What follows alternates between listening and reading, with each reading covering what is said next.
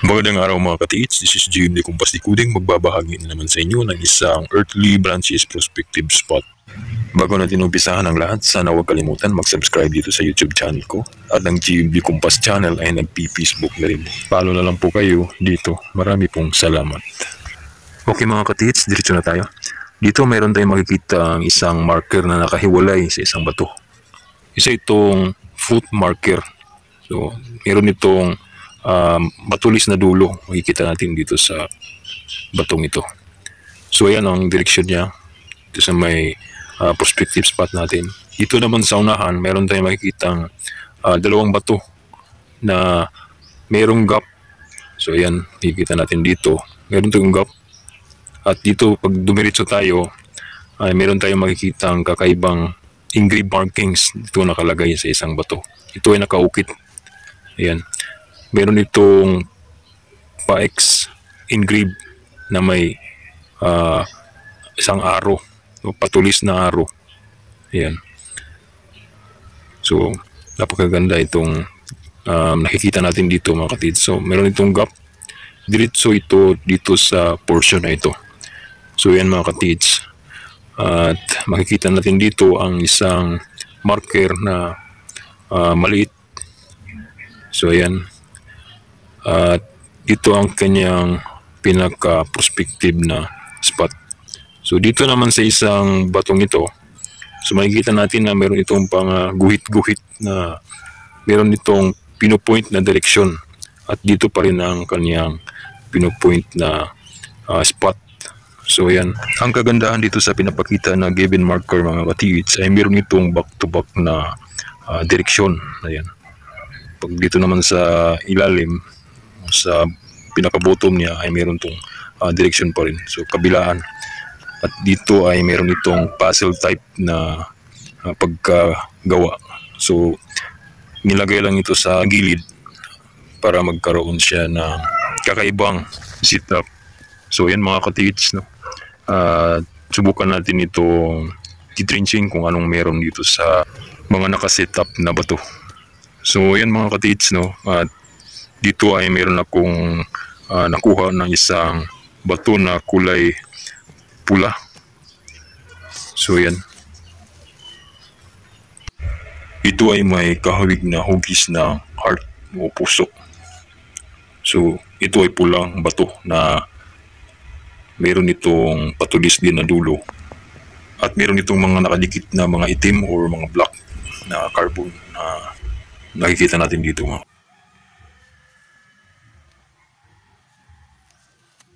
So ayan, mayroon na tayong nakukuhang marker sa ilalim sa pinaka-una at mababaw lang ito.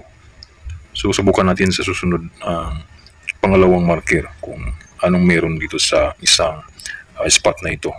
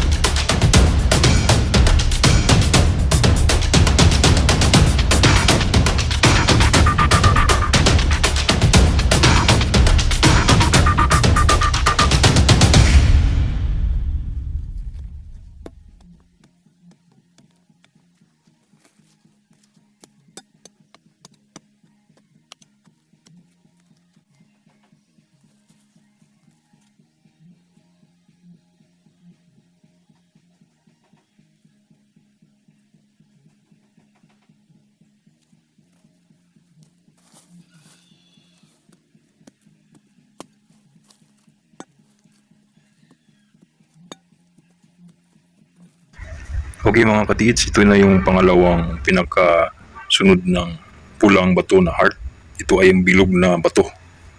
So, napakaganda at napaka-detalyado ang pinapakita dito.